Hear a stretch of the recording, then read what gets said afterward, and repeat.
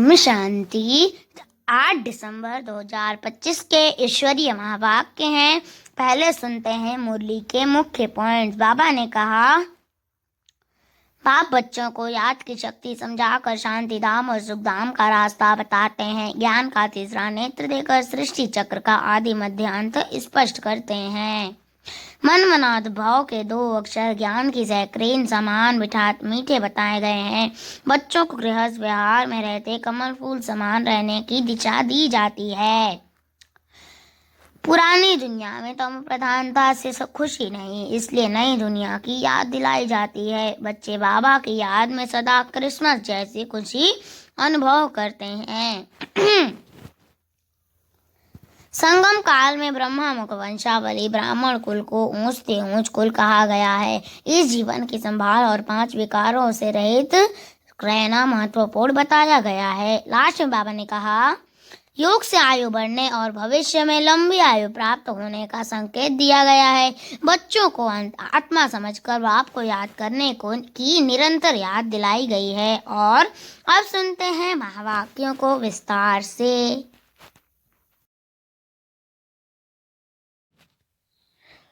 मुरली का सार, मीठे बच्चे, जब तक जीना है बाप को याद करना है।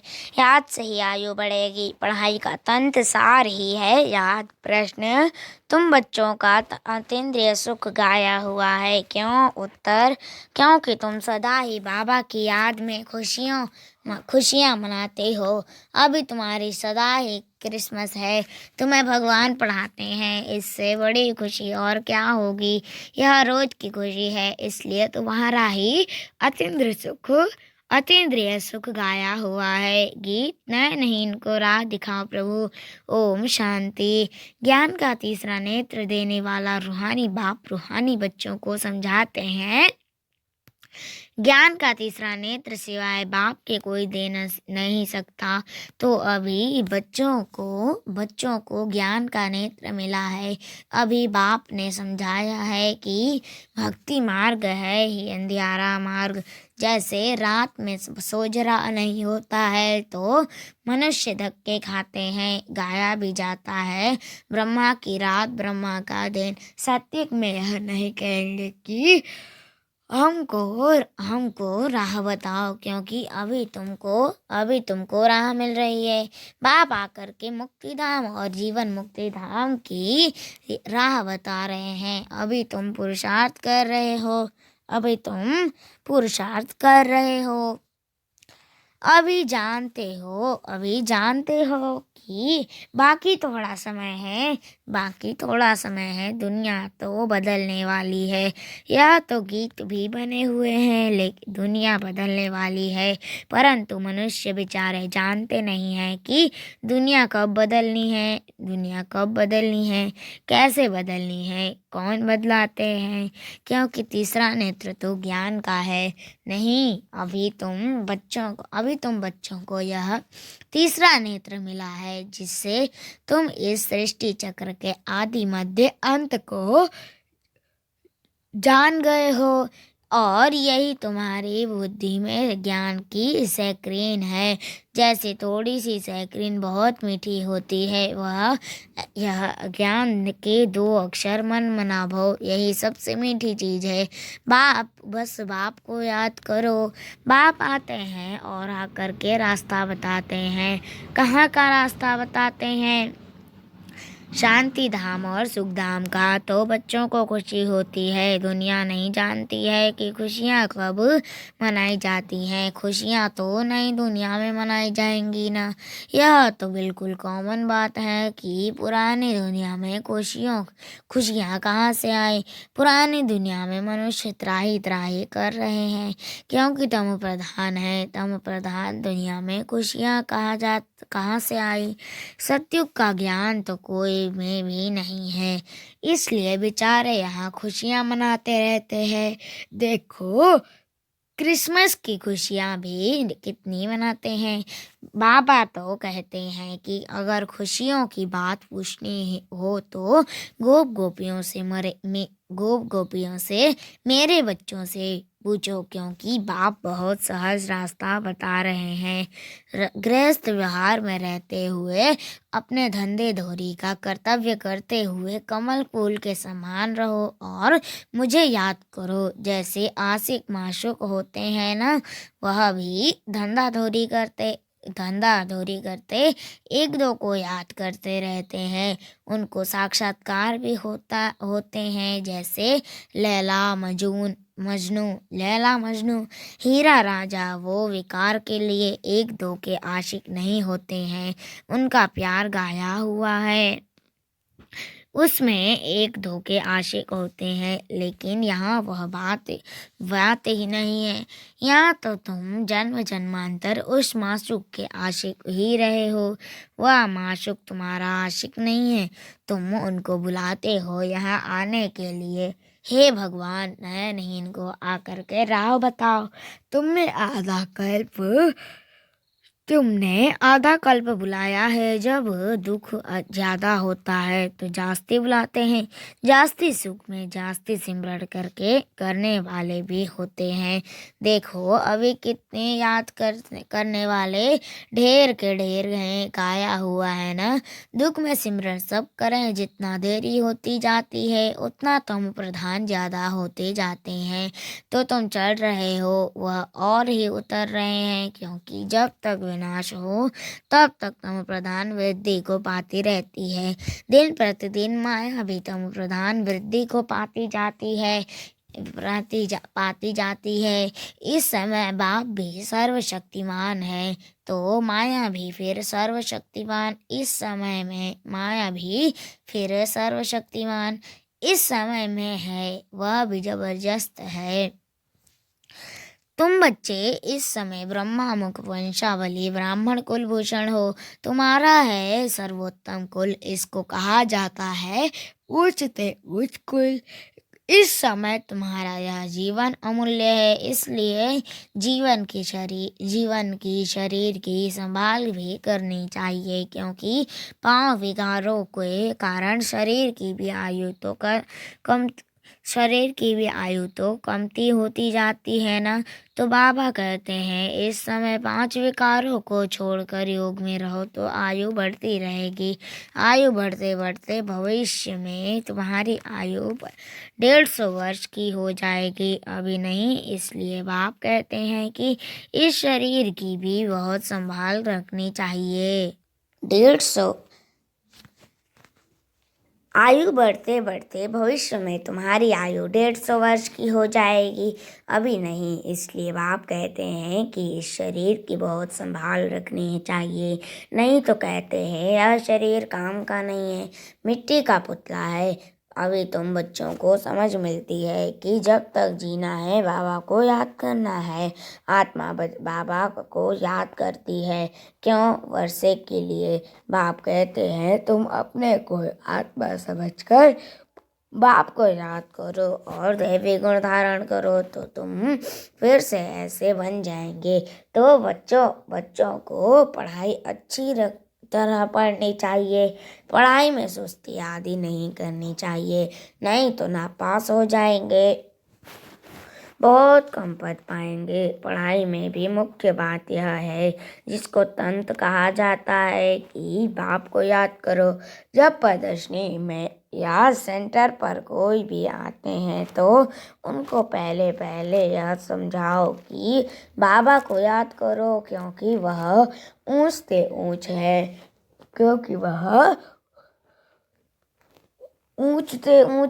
तो ऊंचे से ऊंचे को ही याद करना चाहिए, उनसे कम को थोड़े ही याद करना चाहिए। कहते हैं ऊंचे से ऊंचा भगवान की तो नई दुनिया की स्थापना करने वाले हैं। देखो बाप भी देखते हैं, नई दुनिया की स्थापना मैं करता हूँ, इसलिए तुम मुझे याद करो तो तुम्हारे पाप कट जाएं। तो यह पक्का याद कर लो, क्योंकि बाप पतित पावन है ना। वह यही कहते हैं कि जब तुम मुझे पतित पावन कहते हो तो तुम प्रधान हो, बहुत पतित हो। अभी तुम पावन बनो। बाप आकर के बच्चों को समझाते हैं कि तुम्हारे अभी सुख के दिन आने वाले हैं, दुख के दिन पूरे हुए हैं। पुकारते भी हो हे दुख हरता सुख दाता, तो जानते तो हो ना कि बरोबर सतयुग में सब सुखी ही सुखी है। तो बाप बच्चों को कहते हैं कि सभी शांति धाम और सुख धाम को याद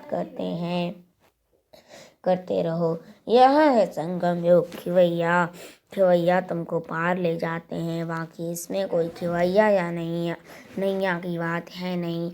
यह तो महिमा कर देते हैं कि नैया को पार लगाओ। अब एक की नैया तो पार नहीं लगनी है ना, सारे दुनिया की नैया को पार लगाना है। यह सारी दुनिया जैसे एक बहुत बड़ा जहाज है, इनको पार ले लगाते हैं। तो तुम बच्चों को बहुत खुशी मनानी चाहिए, क्योंकि तुम्हारे लिए सदैव खुशी है, सदैव क्रिसमस है। जब से तुम बच्चों को बाप मिला है, तुम्हारी क्रिसमस सदैव है, इसलिए तिंद्र सुख गाया हुआ है। देखो, यह सदैव खुश रहते हैं। क्यों? अरे बेहद का बाप मिला है, वह हमको पढ़ा रहे हैं, तो यह रोज की खुशी होनी चाहिए ना। बेहद का बाप पढ़ा रहे हैं, वाह। कभी कोई ने सुना? गीता में भी भगवानुवाच है कि मैं तुमको राजयोग सिखलाता हूँ, जैसे वह लोग बैरिस्टर योग, सर्जनरी योग सिखलाते हैं, मैं तुम रूहानी बच्चों को राजयोग सिखाता हूँ। तुम यहाँ आते हो तो बरोबर राजयोग सीखने आते हो ना, मुझने की तो दरकार नहीं, तो राजयोग सीखकर पूरा करना चाहिए ना। भागंती तो नहीं होना चाहिए। पढ़ना भी है तो धारणा भी अच्छी करनी है। टीचर पढ़ाते हैं धारणा करने के लिए। हर एक की अपनी अपनी बुद्धि होती है, किसकी उत्तम, किसकी मध्यम, किसकी कनिष्ठ। तो अपने से पूछना चाहिए कि मैं उत्तम हूँ, मध्यम हूँ या कनिष्ठ हूँ। अपने को आप ही परखना चाहिए कि मैं ऐसे ऊंचे से ऊंचा इम्तहान पास करके ऊंच पद पाने के लायक हूँ। मैं सर्विस करता हूँ। बाप कहते हैं बच्चे सर्विसेबल बनो, बाबा को फॉलो करो, क्योंकि मैं भी तो सर्विस करता हूँ ना। आया ही हूँ सर्विस करने के लिए और रोज रोज सर्विस करता हूँ, क्योंकि रथ भी तो लिया है ना, रथ भी मजबूत अच्छा है और सर्विस तो इनकी सदैव है। बाप दादा तो इनके रथ में सदैव है, भले इनका शरीर बीमार पड़ जाए मैं तो बैठा हूँ ना, तो मैं इनके अंदर में बैठ कर के लिखता भी हूँ। अगर यह मुख से नहीं भी बोल सके तो मैं लिख सकता हूँ। मुरली नहीं मिस होती है, जब तक बैठ सके लिख सके तो मैं मुरली भी बजाता हूँ, बच्चों को लिख करके भेज देता हूँ, क्योंकि सर्विसेबल होना। तो बाप आकर के समझाते हैं कि तुम अपने को आत्मा समझ करके निश्चय बुद्धि हो करके सर्विस में लग जाओ। बाप की service on God fatherly service, जैसे वह लिखते हैं ऑन हिज मैजेस्टी सर्विस, तो तुम क्या कहेंगे? यह मैजेस्टी से भी ऊंची सर्विस है, क्योंकि मैजेस्टी महाराज बनाते हैं। यह भी तुम समझ सकते हो कि बरोबर हम वर्ल्ड का मालिक बनते हैं। तुम बच्चों में जो अच्छी रिद्धि पुरुषार्थ करते हैं उनको ही महावीर कहा जाता है। तो यह जांच करनी होती है कि कौन महावीर है, जो बाबा के डायरेक्शन पर चलते हैं। बाप समझाते हैं कि बच्चे अपने को आत्मा समझो, भाई भाई को देखो। बाप अपने को भाइयों का बाप समझाते हैं और भाइयों को ही देखते हैं, सभी को तो नहीं देखेंगे। यह तो ज्ञान है कि शरीर बिगड़ तो कोई सुन न सके। तुम तो जानते हो ना कि मैं भी यहाँ शरीर में आया हूँ, मैंने यह शरीर लोन लिया हुआ है। शरीर तो सबको है, शरीर के साथ ही आत्मा यहाँ पढ़ रही है। तो अभी आत्माओं को समझना चाहिए कि बाबा हमको पढ़ा रहे हैं, बाबा की बैठक कहाँ है। अकाल तख्त पर बाबा ने समझाया है कि हर एक आत्मा अकाल मूर्त है। वह कभी विनाश नहीं होती है, कभी भी जलती कटती डूबती नहीं है, छोटी बड़ी नहीं होती है। शरीर छोटा बड़ा होता है तो दुनिया में जो भी मनुष्य मात्र है, उनमें जो आत्माएं हैं, उनका तख्त यह भ्रकुटी है। शरीर भिन्न भिन्न है, किसका अकाल तख्त पुरुष का, किसका स्त्री का, किसका बच्चे का। तो जब भी किससे बात करो तो यही समझो कि हम आत्मा है, हम आत्मा है। अपने भाई से बात करते हैं, बाप का पैगाम देते हैं कि शिव बाबा को याद करो तो यह जो जंग लगी हुई है वह निकल जाए। जैसे सोने में अलाय पड़ती है तो वैल्यू कम होती है, तो तुम्हारी भी वैल्यू कम हो गई है, अभी बिल्कुल ही वैल्यू लेस हो गए हैं। इसको दिवाला भी कहा जाता है। भारत कितना धनवान था, अभी कर्जा उठाते रहते हैं। विनाश में तो सबका पैसा खत्म हो जाएगा, देने वाले लेने वाले सभी खत्म हो जाएंगे। बाकी जो अविनाशी ज्ञान रत्न लेने वाले हैं वह फिर आकर अपना भाग्य लेंगे। अच्छा, मीठे मीठे सिकल दे बच्चों प्रति माता पिता बाप दादा का याद प्यार और गुड मॉर्निंग। रूहानी बाप की रूहानी बच्चों को नमस्ते। हम रूहानी बच्चों की रूहानी माता पिता बाप दादा को याद प्यार और गुड मॉर्निंग। नमस्ते नमस्ते नमस्ते, शुक्रिया बाबा शुक्रिया। धारणा के लिए मुख्य सार फर्स्ट पॉइंट, बाप को फॉलो कर बाबा के समान सर्विसेबल बनना है। अपने को आप ही परखना है कि मैं ऊंचे से ऊंचा इम्तहान पास करके ऊंच पद पाने के लायक हूँ। दूसरा, बाबा के डायरेक्शन पर चलकर महावीर बनना है। जैसे बाबा आत्माओं को देखते हैं, आत्माओं को पढ़ाते हैं, ऐसे आत्मा भाई भाई को देखकर बात करती है। वरदान, श्रेष्ठता के आधार पर समीपता द्वारा कल्प के श्रेष्ठ प्रारब्ध बनाने वाले विशेष पाठधारी भव। श्रेष्ठता के आधार पर समीपता द्वारा कल्प के श्रेष्ठ प्रारब्ध बनाने वाले विशेष पाठधारी भव। विस्तार, इस मर्जीवा जीवन में श्रेष्ठता का आधार दो बातें हैं, एक सदा परोपकारी रहना, दूसरा बाल ब्रह्मचारी रहना। जो बच्चे इन दोनों बातों में आदि से अंत तक अखंड रहे हैं, किसी भी प्रकार के पवित्रता अर्थात स्वच्छता बार बार खंडित नहीं हुई है, तथा विश्व के प्रति और ब्राह्मण परिवार के प्रति जो सदा उपकारी हैं, ऐसे विशेष पाठधारी बाप दादा के सदा समीप रहते हैं और उनकी प्रारब्ध सारे कल्प के लिए श्रेष्ठ बन जाती है। स्लोगन, संकल्प व्यर्थ है तो दूसरे सब खजाने भी व्यर्थ हो जाते हैं, संकल्प व्यर्थ है तो दूसरे सब खजाने भी व्यर्थ हो जाते हैं। अव्यक्त इशारे, अब संपन्न व कर्मातीत बनने की धुन लगाओ।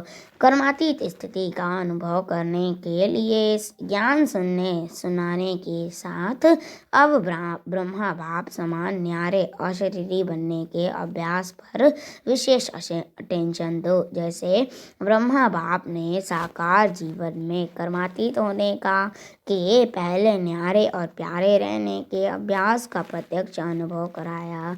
सेवा को व कोई कर्म को छोड़ा नहीं, लेकिन न्यारे हो लास्ट दिन भी बच्चों की सेवा समाप्त की। ऐसे फॉलो फादर करो। अच्छा, ओम शांति।